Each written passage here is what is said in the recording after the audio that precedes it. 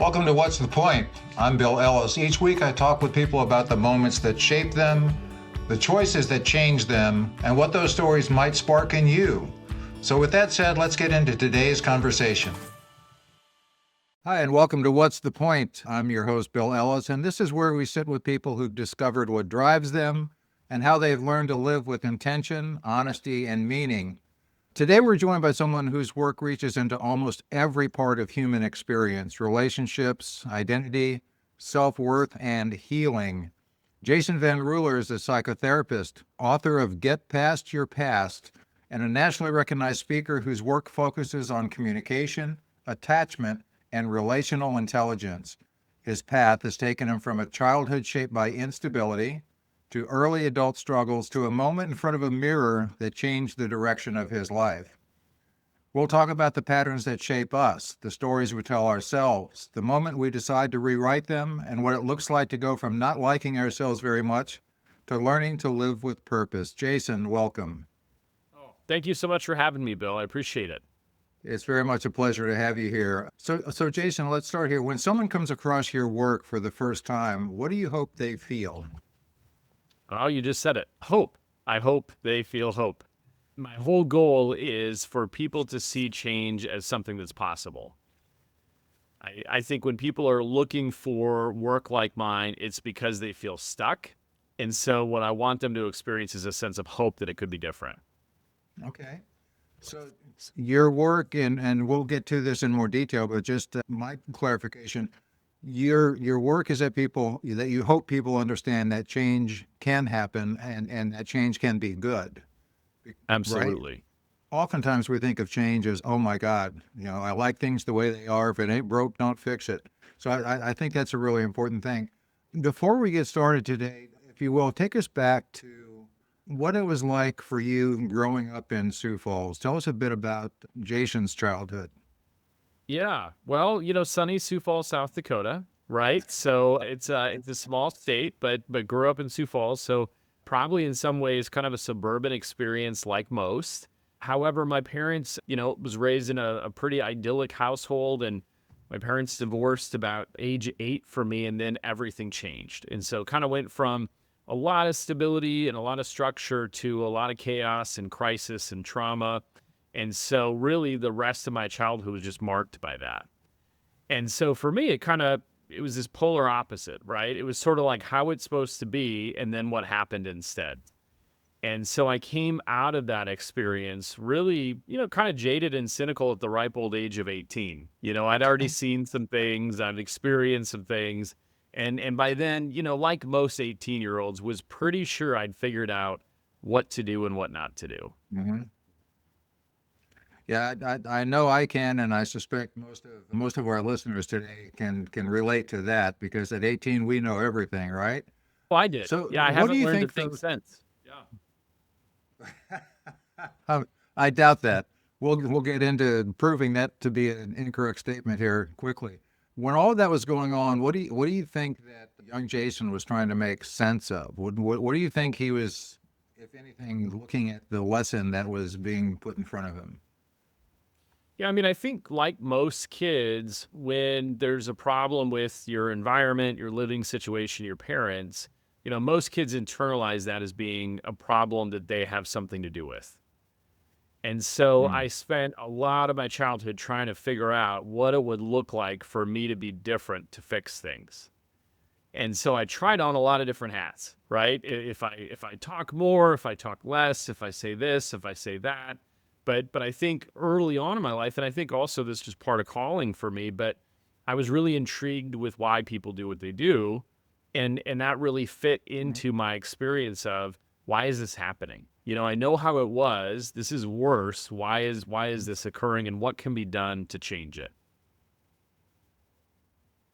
Okay, you've mentioned, Jason, that when you were younger, and probably to this day, but certainly when you were younger, that you found a lot of refuge and I'll call it safety in books. Was there a style of book or a particular book or character or something there that really has stayed with you? I read a lot. I was the kid, and maybe you have to be older to know this reference, but there was a bookmobile, and so there was this sort of van that came around. It was full of books, and you get to walk on what you thought was the biggest bus slash van full of books you've ever seen. Now today as an adult, I realize it's not. But I would go and I would just check books out of all different kinds. I think for me, I learned early on that there was so much wisdom to be had from reading, even fiction books, fiction, nonfiction. I just loved it all. But I think for me, it was also a bit of an escape, so I could dig into a book and go somewhere else, even if I couldn't go somewhere else. I think those are two really good points. Escaping our current situation is something that gives us, at least for the moment, some peace and arguably some serenity, or at least shields us from what's going on. But the other thing that I think is even more important is how open you were to learning by diving into those books and just being curious. That in and of itself is tremendous. And yeah, I've seen bookmobiles back in the day. Those that aren't familiar with them just think of like a mobile library. And that was the way a lot of us had to get our books at the time. Beyond books, though, there's a briefcase full of tapes that you had access to, and it was your father's when you're traveling with him. Tell us what that's about. Yeah, my father really kind of awakened me to this personal development stuff, right? So at an early age, I would ride in my father's car and he would listen to Tony Robbins and some of the other, Jim Rohn and some of the other greats of those days on personal development. And so even from an age where I don't think I really understood it, I would hear it and I would know how it made me feel. And that feeling was contagious because it was like, okay, there's so much hope that it could be different. My job is to grow, my job is to improve. And so I think from an early age, it kind of awakened that curiosity, but also it just became a rhythm in my life that I was always going to be working to improve and to change things and to better myself. Yeah, the cassette tape or whatever form they might have been at that time, it might have been an 8-track, who knows? But that's kind of like the precursor, the OG podcast, if you will. So to be It's able to true. listen to those tapes while traveling is exactly what we do today, and hopefully a lot of us do by listening to podcasts. So as you talked about knowing everything when you were 18, so that's kind of when you start to segue into what I'll call young adulthood. Yes. But there's some things that weren't going the way you'd hoped then. What were you wrestling with? Yeah, I mean, so I left the house and I did that thing that, young adults do where they say, I'm out and everything's going to be different and you'll see. I'm sure I had a very compelling and emotionally loaded monologue that I gave before I left about how my life was going to be so much better. And then I proceeded to just sort of rebuild the same life I came from. And it was very confusing to me because I had known how much I wanted things to be different. I'd read some books, but I hadn't really practiced doing it different because the blueprint I had wasn't the blueprint I wanted. And so what I did is I sort of left the house and I said, I'm going to have lots of financial stability and stability in housing, and I'm not going to misuse alcohol, and I'm going to, you just wait. Like every bad thing that's happening right now will never happen to me again. And then within a couple of years, I'm struggling with all the things my parents struggled with. And I'm very confused as to why, because I knew how much I didn't want to struggle with that, but I didn't know how to get out of it. And that's a tremendous point of realization on your part to understand that the story that you're living stops being the story that you want your life to be, the person that you want to be. So that had to be significant. And I suspect, Jason, that it wasn't like a white light that came on. I suspect that took a little time for that to register with you. Is that a fair statement? Yeah, I tell people I'm a slow learner. So it takes me a little bit. It's got to age a little bit for me to catch on, Yeah. but I think I talked to clients about this today is like there's sort of an expiration date on how long we can blame somebody else for our problems. Right? We can do it for a while, right? You can say, my life is messy because my childhood was messy, but you get a couple of years out and it starts to be like, is that still the story, or what Yeah. what role do I have in the story? And I think I was really faced with that sort of harsh reality of, okay, but now I'm an adult, and so how am I contributing to the problem I'm having? What a great point. And it's basically what you're saying is at some point we need to take a look in the mirror and ask ourselves what's my role in this? And you had a very specific experience with looking in the mirror. Tell us about that. Yeah, I found myself, I mean, really what you would say at rock bottom. I just found myself in a place that I was not paying the rent. I had a vehicle. I was not paying the bill. I was struggling with drinking. I saw this person that I just thought, oh boy, that's never the person I wanted to be. And I think for me, it was like, well, what was true was, it had been hard.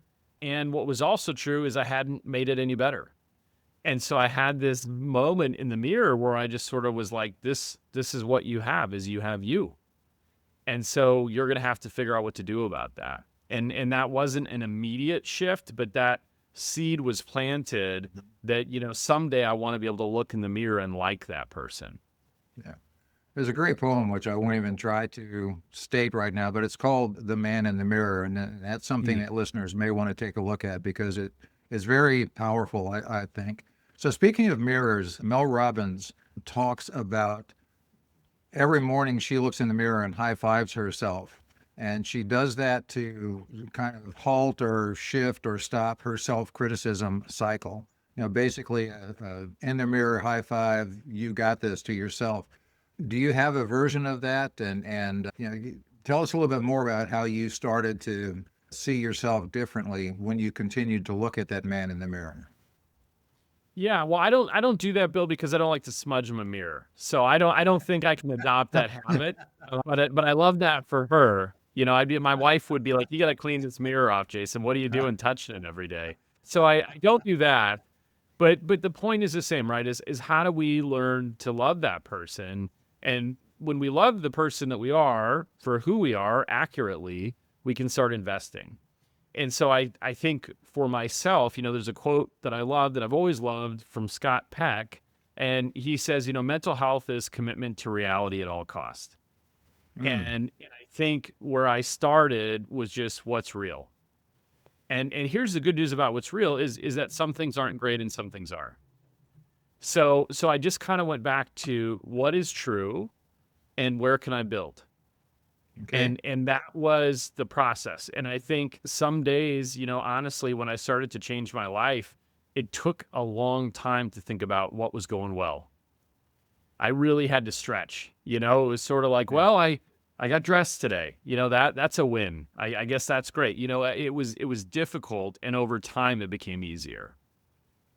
I like to talk about counting our small victories, which is exactly what you just said. Sometimes, attitudinally, it is something big for us to just get out of bed on a day. Even if it's a second, telling ourselves, nah, today we have to get over that, which leads to, I think, a lot of your realization of how to get about doing it. And you just referred to this, which is, what can I do? So you started to shift from that self-destructive pattern in a way. But before you became a therapist, you were running a staffing and recruiting business. When did you start to realize that staying on that path would cost you something more important? Yeah, I mean, I always wanted to be a therapist. So, if I go back, and this is a funny story, but I journaled as a kid, along with reading, I journaled. And so I had like literally written out what I wanted to do. And it's this, so what's amazing is like I have the journal, I can go back and it said, I want to be wearing a sweater and I want to talk about feelings and be a therapist and write Yeah. books. And so there had been a child version of me that was my dream. And that's not what was happening. But as I worked with people doing, job changes, what I learned is like I was really, really intrigued and invested in the people more than the Right. deal. And that was great, but it really awakened for me, hey, I'm close to being where I need to be, but I'm still in the wrong chair. And so I Mhm. need to do something different. That sounds like an almost ideal transition role where you were in a position of the focus was on accomplishing a goal of putting people in a new position. But I love the fact that you took the approach, Jason, of let me understand what's good for this person, as opposed to we've got this job, who can I stuff in there? That's a tremendous view. And I wish there was more of that, to be honest. So that was a great segue into your visualized role of wearing a sweater and helping people and being a therapist. So what a great story of that. When you started that, what surprised you most about what actually happened and how that came about? Yeah, that's a good question. I mean, I remember thinking, well, I've mostly got this figured out, right? So I should, I can attend a course and I'll probably get it. And what I learned is it was its own thing. And I came face to face with something that I knew to be true about myself, but hadn't really realized it on a larger scale, which is that change is really hard. Mm. And you can really want change and it still doesn't always happen. And so I think the thing that surprised me early on is I kind of felt like, well, here I am. I want to change the world. I want to help people be different. So that should be enough. And what I learned is that there was actually a lot of strategy to it, and that helping people change required a lot of skill that needed to be learned. Well, let's get even more basic than that. Changing your view, changing your experience, changing the actual day to day of this, you had to do some changes. You had to look at yourself as you've done pretty much throughout your life to that point. What kind of effort, what type of tactics did you take to grow and learn and get more comfortable and realizing what it was that it took to do what you're doing? Yeah, I mean, as you say that, I always remember, it was such a funny day. We were in grad school and they handed out the diagnostic manual where you would look through it and you'd figure out, what was wrong with people. How would you diagnose depression or anxiety? I remember, Bill, everyone in the room just had these wide eyes because we all were reading, thinking, "Is it me? Is it me? Okay, Mhm. well, it says this. Is that what's going on?" And so I think by the end of that class, I thought I had everything, and so I was like, Right. I am pretty sure I'm representing the whole book right now. But kidding aside, I think for me, early on, what I decided is that if I was going to do the job of helping people and being a therapist, that in my mind was a noble job and it was worth a lifestyle that supported it. And so what I believed and still believe today is that I have to be the role model to help people change. So I don't want to be the guy who's not doing the work telling people to do the work. I don't want to be a hypocrite, and that's going to take some effort.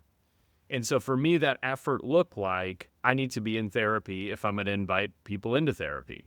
Hmm. So I've always been. I'm always in coaching. I'm pouring into people. So what I tried to do early on was just understand how does it work for me so I can help people understand how it works for them. And I did all the things that I suggest that people should do today. That is critical in my view because otherwise, what you're doing, what we're doing, what anyone is doing is not at all genuine and therefore can't be as effective as we hope it is. You just made a comment a second ago, Jason, that I want to ask you to expand on. You said that you're doing therapy and you're doing some coaching. Share for us how those are different. Yeah, so I mean, if we think about therapy in general terms, a lot of times people would describe therapy as sort of looking more backwards, looking in the rearview mirror, more, I would say, childhood origin story, processing deep emotional things.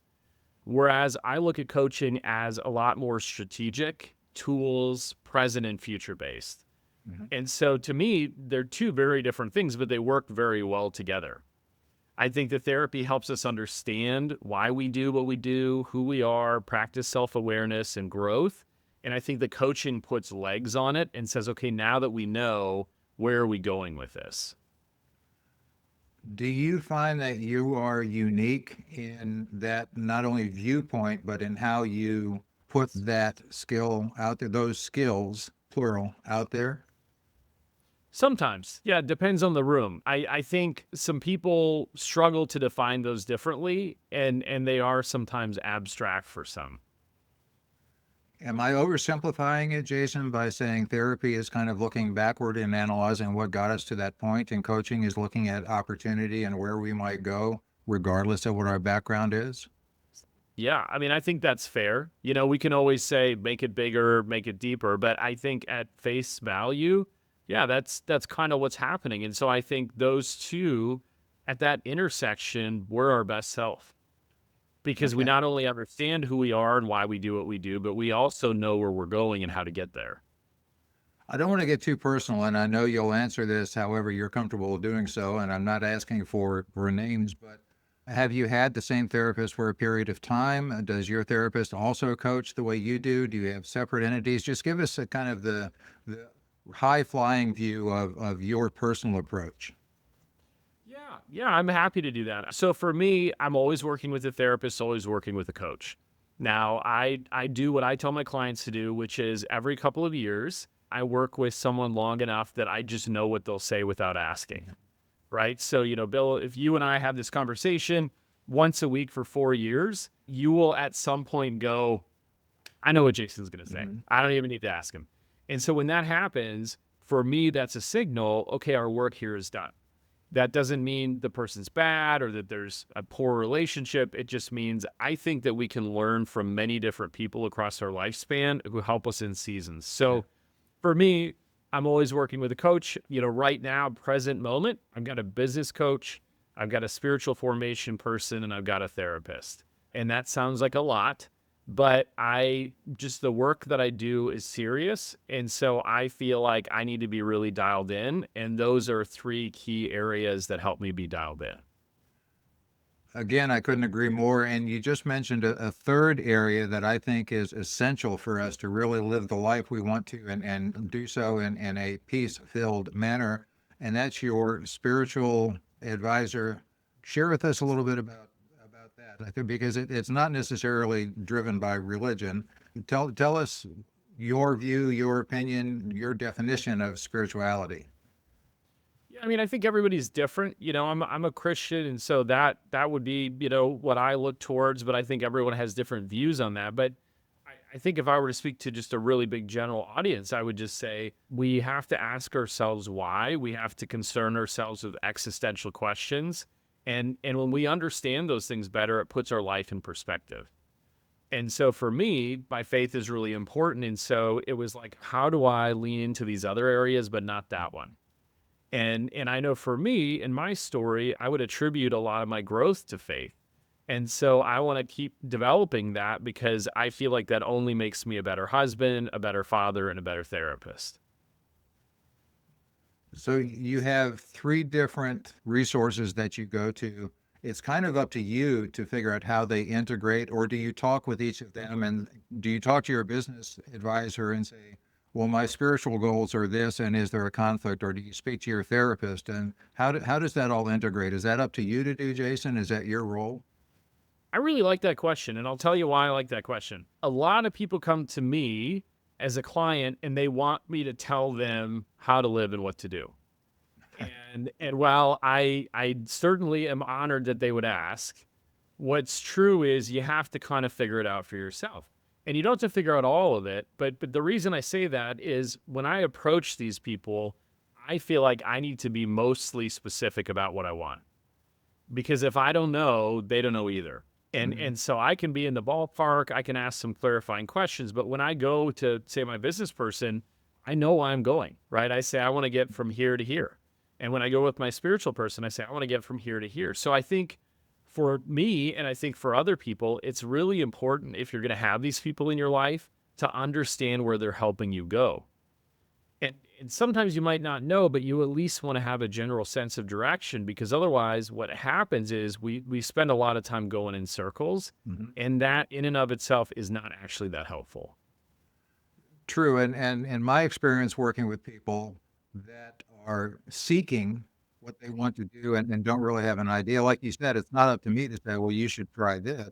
Well, what I suggest to them is you may not know what you want, but you probably know a lot of things you don't want. Start a don't want list because that eliminates that takes a lot of that going in circles out of the equation, right? Because it's, no, I don't want to go. And sometimes it's an entire career. Sometimes it's, I don't want to work alone or I don't want to work in a corporation. Anyway, that's another suggestion that I think works well for people. What do you not want to do? What are your non-negotiables? Let's expand beyond Jason Yeah, and let's. get into the work that you do because you've worked with people from virtually every background. What's one struggle that you think that you find is relatively common across most people that you work with, regardless of what they do? Yeah, I tend to work with leaders, high performers, executive level, professional people. And A thing that I see just really across the board is a lot of people are driven to success and they believe that getting success will result in happiness. And so I work with a lot of people who've had a lot of success, but not a lot of happiness. Hmm. And it's because there's kind of this pervasive, I think, lie in our culture that if you somehow are the pro athlete or you run the company or you have X amount of dollars, that it changes our internal state. And so where I get to walk alongside a lot of people is when they go, hey, on paper it looks great, but it doesn't feel great here. Hmm. Yeah, that gets me to thinking that I would. Does your work in a lot of cases involve helping people to better define what success really is? Because what you just described, I believe, is us trying to reach and achieve success, but that society or other individuals or family of origin say this is success. And the other thing I'll throw at you quickly to incorporate, if you will, is the fact that once we achieve something, our nature is what's next. So Yeah, if we we just say if we do this, it'll be successful, and then but it's not because it's not as fulfilling. How do you work with people on that? yeah, I mean, I think you alluded to one of the points, which is they have to figure out what drives them, and if that's what they want to drive them or not, right? Sometimes people are driven by somebody else's voice. So sometimes people have integrated maybe a parent or someone in their childhood who said you have to do X, Y, and Z or else, right? So it's sort of like, what is my purpose? What is the voice guiding me? And then the thing that I tend to help most people with is the understanding that it's less about what you do and more about who you do it with. And so, what a lot of people need help with is how do I navigate relationships? Because relationships are actually our legacy. And so, a lot of people learn that too late, I think. Well, I think your answer fits very nicely for this show because what I hear you saying from a skewed perspective, perhaps, is we have to be able to ask ourselves, what's the point? Yeah, What are we exactly. doing this for? What truly is our goal? And that's exactly a question that I think all of us can ask. In doing this work, is there, well, don't give me names, but is there a client or someone that you've worked with, or maybe more that you think of and it just helps you enrich you that you're in the right journey in life, that you're doing the right thing, that what you're calling, that you're fulfilling your calling? Yeah, I mean, I think I've gotten the privilege to work with so many people doing big things. I think what I always like to kind of reflect on is just how somebody maybe did some really big things for the wrong reasons, and then what it Mhm. looked like after. Because they did even bigger things. And so when I see that and I go, there's alignment between their purpose and their practice, that is just a great reflection point for me. And I know that I only get to play some small role in any one client's life, but I think of those people and I just think of the courage it took them to say, I want it to be better. Because Mhm. that's not free. You have to do some work to get there. What you just talked about, I think, is in essence at the core of your work and at the core of your story, I think, from what I'm learning about you. But a lot of people listening just tend not to like themselves. They tend not to like what they're doing, regardless of what life looks like, what their life looks like from the outside. For people that are stuck in that place, what helps a person to begin moving from self-loathing to liking themselves, if not loving themselves? Yeah, that's really hard. What I often tell people is that, we usually give to others the gift we need most. And so if we give others a lot of compassion and grace, it's oftentimes because it's what we most need. It's the thing that we didn't get or the thing that we most desired. And so where I start with people is what does it look like to receive the gift you give to others and to do it for yourself? The other thing is just, those are all thought patterns. Those are stories we tell ourselves. And so to challenge the story a little bit and say, is it accurate? Sometimes we tell ourselves a true story and it might be negative, right? If you look at, me and I played soccer when I was a kid, but I didn't really play other sports. And if you said, Jason, you stink at football. That's a true story. I do stink at football. I've never played. So we have to sort of sort through and go, some of this might not be wrong, but what is, and what do we need to refine? That speaks very clearly to one of my next comments, which is, you know, self-examination is challenging enough. It's hard for us to look at ourselves, and it's even harder to look at ourselves honestly and without bias. So what you do as a therapist, what you do as a coach is essential. How does someone get started finding someone that basically does what you do, that they can feel comfortable with and that they can trust without a trial and error? Because again, it's very, very important, I feel, if we're going to look at ourselves to do it with someone that we trust has our best interest at heart. Yeah. And that's really hard because a lot of people, what I see is that they get the courage to ask for help, and then they find anybody and they say, tell me what I need. And Mm, so again, there's a big challenge there because if you think about it, if you go to a doctor, you want to go to the right doctor for the problem. And so if you don't know what the problem is, there are assessments that can be given, and there are things that can help you, but you have to do that first.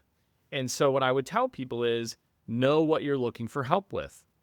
And then I would even go so far as to say, if you know what you're looking for help with, get a book related to what you need help with and right. read that first. Because that book is probably going to help you clarify what it is that you actually need to do and some of those goals. And then you can interview someone to see how they might help. And I think you do need to interview people. So sometimes people will say to me, well, why would I interview a therapist? Can't I just assume that they're all great? Well, because you're going to open the door and say, speak into my life. Hmm. And so not everyone is for everyone. And so I think when you know what you need and you ask someone how they've helped other people get there, that gives you a good idea about a fit.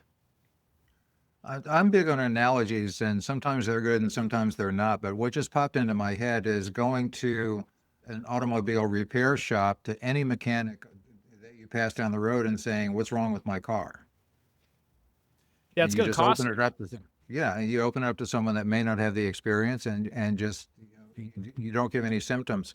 When you know what you know now, when you do what you do now, and you look back to young Jason, what do you wish what do you wish he knew then that you know now? So much. How long do we have left, Bill? Because you're free. I've got a list. I think when I look back, I see a kid that had his heart in the right place and the right intention. I think I think if I look back, what I know now that I didn't know then is that some people can help you if you listen. So what I see a lot and what I experience is that there were people when I wanted help giving me great, phenomenal advice, right? They were like, literally do this, this, and this, and it will get you there. But I struggled to trust it. And so I found myself in the right room, hearing the right information, doing the wrong thing. And so when I look back, I go, what I wish young Jason understood is do the whole thing, right? Follow it all the way. Do the whole thing that's suggested because I think it would have changed some things faster. I don't have regrets because I think I took as long to learn what I needed to learn. But I go, man, if I had known that earlier, that when you find the right person to tell you what to do, you should just do it, that would have saved some time.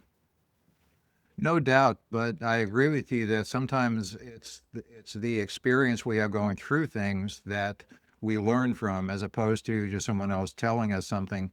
And speaking of that, you just talked about, I'll air quotes, interviewing a therapist or interviewing a coach, and why would you do that? I want to make the point that when I agree 100% with what you said of if you have an issue or you think you have an issue, find a book that you can learn something about. I just want to reinforce, make sure it's written by someone who's done the research as opposed to someone that has an opinion. So if you're Right. at that point on our conversation, let me strongly suggest that you get Jason Van Ruler's book, Get Past Your Past, because I Mhm. know that to be one that is valid, that is genuine, that is life experience and research. And that, whether you get Jason's book or someone else, I just implore the listener to make sure you check the source of what you're checking, in particular, with the internet and AI these days. I think that's critical. Yeah. And thank you so much for that endorsement. And I think you're right. I mean, ChatGPT is lovely, but I don't know that we need our life advice from there. So I think like let's find somebody specializing in the thing we want help with, where there's actually some credibility to it, because that's a good starting point, like you said. 100%. And we'll talk a little bit more. Jason has another book that'll be coming out in the spring. We'll get to that in just a couple of minutes. But first, you work a lot with families, you work a lot with couples. What's one thing, and beyond family, just relationship in general, what's one thing that you wish people had a better understanding of in building strong relationships? Yeah. The thing that I see most often is people don't really know what they need. They know what they want, right? So they'll settle for what they want, but they don't get what they need.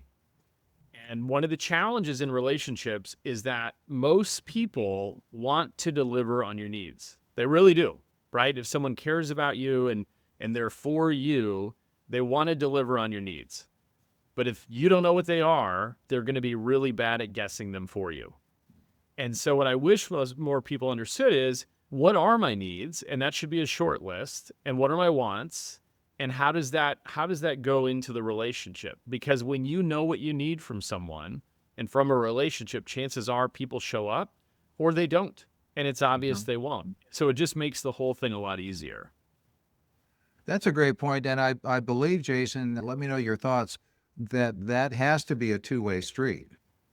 I mean, for there to be a healthy, strong relationship, it has to be at least two people that have that approach of, I know what I need, but I definitely want to hear and understand what you need, because I may or may not be able to fulfill that, but don't ask me to be a mind reader.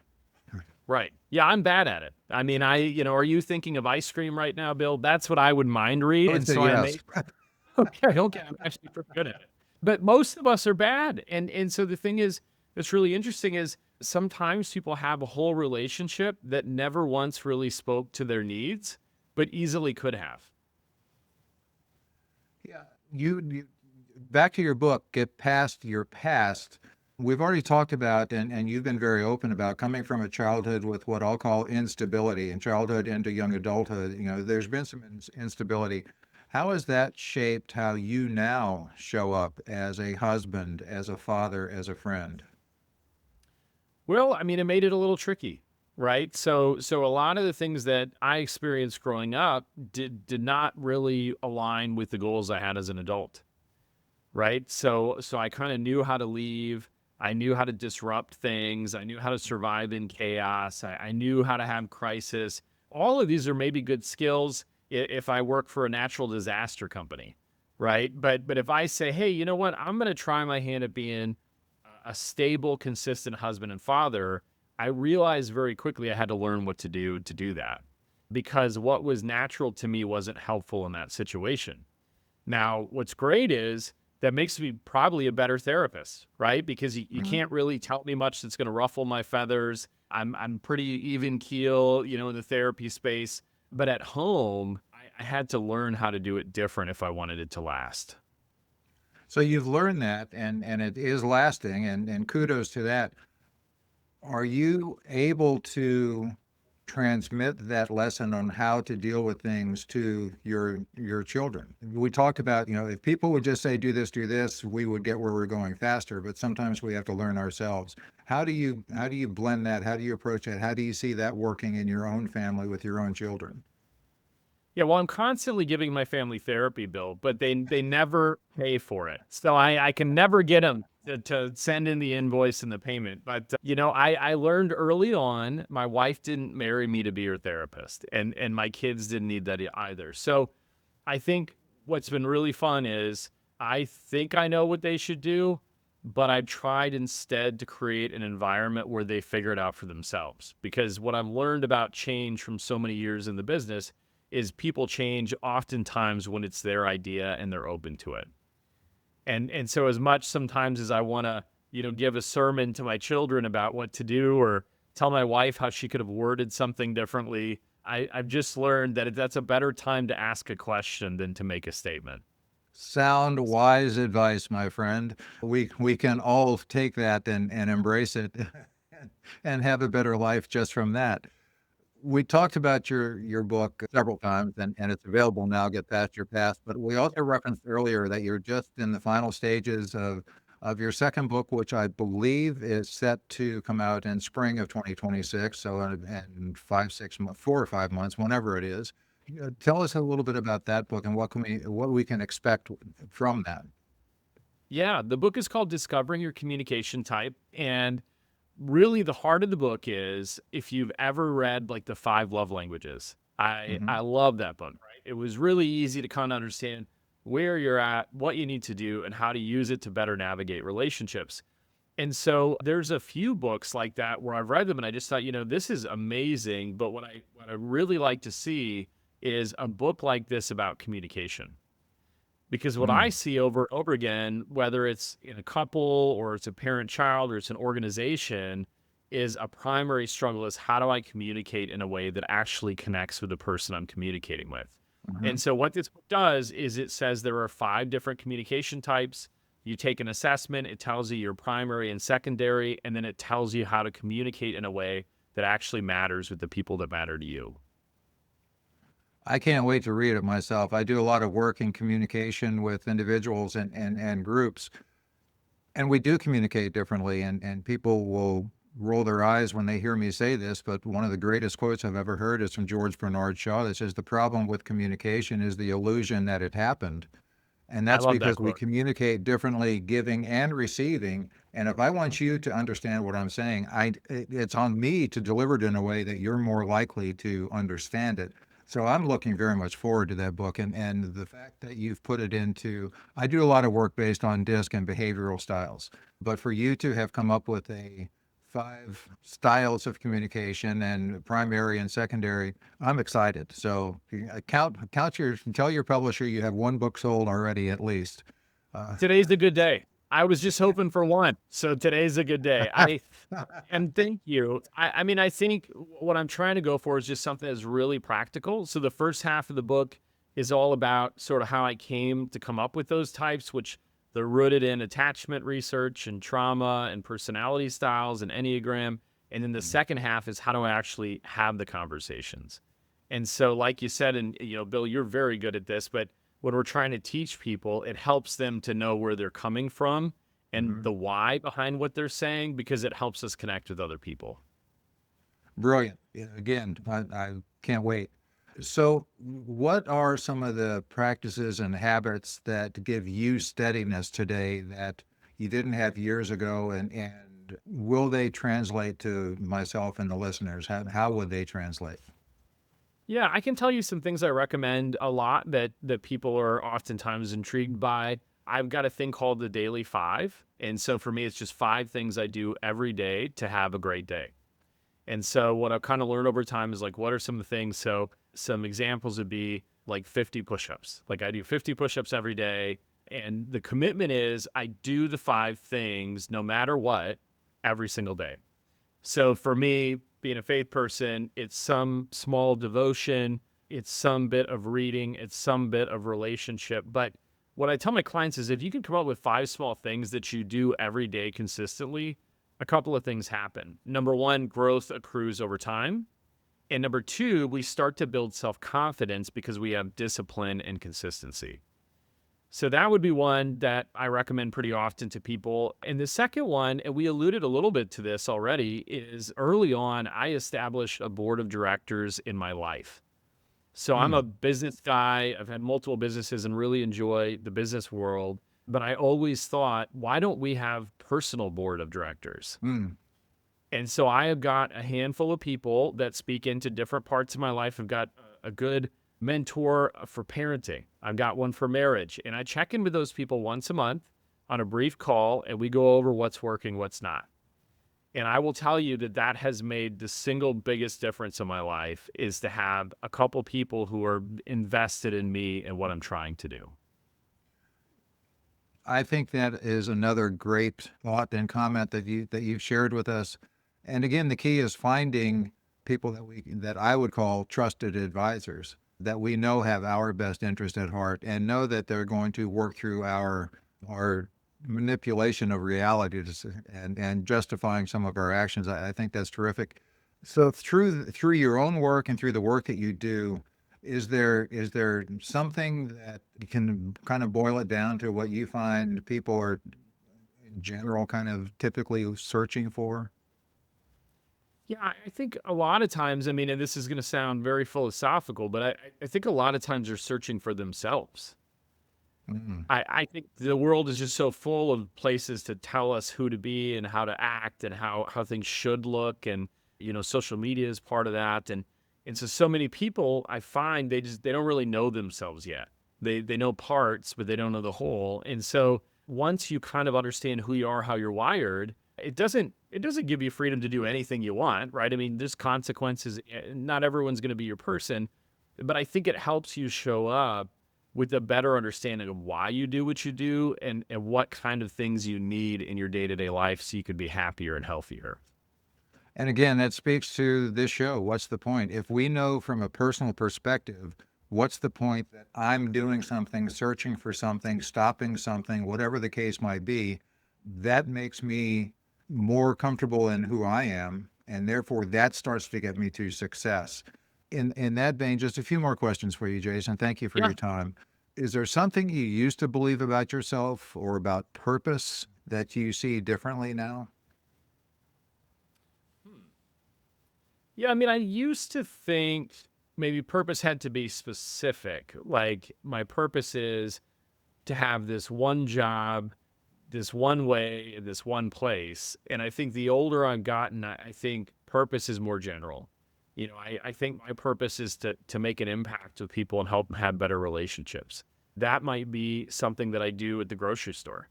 That Mm. might be something I do on stage. So I think as I've grown, I've sort of learned that like I think sometimes we put a lot of stock in purpose has to be this exact thing, when in reality, I think it's a little bigger than we make it out to be sometimes. Wow, so very well said. If nothing else, that's a soundbite that I'll take from this show because it summarized so very succinctly what I believe and what I try to put out for people. And that's why I'm absolutely blessed and honored to have had you as a guest. So thank you for your time. But before you go, Yeah. you talked a lot about your life, your instability, your learning, the impact of all the different speakers on the tapes that your father had and throughout life and how you've grown to become the person you are today. So however you would put it in your words, what's the point? Well, that's a big question, Bill. It is. And What's we have all the time you'd like to answer, and I can keep talking to give you a second to mull it over if you this like. this could take hours. I mean, here's what I would say. I think what's the point for me is to leave the people I love better than when I found them. Mm, And so that's probably what drives me most. Is the point is to love people well, including myself. And I think if you do that, you probably got most things covered. There's some things that will need to be refined, but if you love others well and love yourself as part of that, you're doing pretty good. And as a faith person, that includes God, and that's not for mhm. everybody, but for me, it's like if I can end my life on that note, nailed it, right? I'm like that is what I was supposed to do. Well, I think that again is just a brilliant answer. And Jason Van Ruler, author of Get Past Your Past, all of his contact information, of course, will be in the show notes. Thank you for your time. Thank you for your vulnerability and transparency. And thank you for your insights. I guarantee I know it's helped me, and I'm going to make a bold statement and say it's probably helped in some way or another every person listening. So, Jason Van Ruler, thank you so much for today. Oh, thank you so much, Bill. I really appreciate it. Thanks for listening to What's the Point? If this conversation meant something to you, we hope you'll follow the show and share it with someone who might also benefit from it. And if you know a guest with a story worth exploring, send me a message, bill@billellis.com. I'd love to hear from you, and I look forward to seeing you next time.